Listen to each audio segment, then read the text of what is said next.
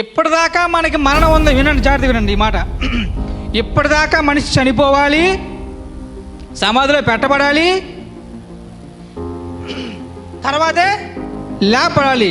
ఇప్పుడు దేవుడు ఏం చేశాడంటే వచ్చి ఆయన రాసిన మరణ శాసనాన్ని చెల్లుబడేలాగా చేసి దాన్ని కొట్టేసి ఇప్పుడు ఏమంటాడంటే వధువు కంట మరణం లేదన్నాడు దేవుడు.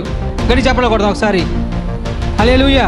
ఇప్పుడు వధువు కంట మరణము లేదు. ఇప్పుడు చూడండి ఎంత గొప్ప దేవుడు, మన ఎంత ప్రేమించాడు చూశాడు దేవుడు.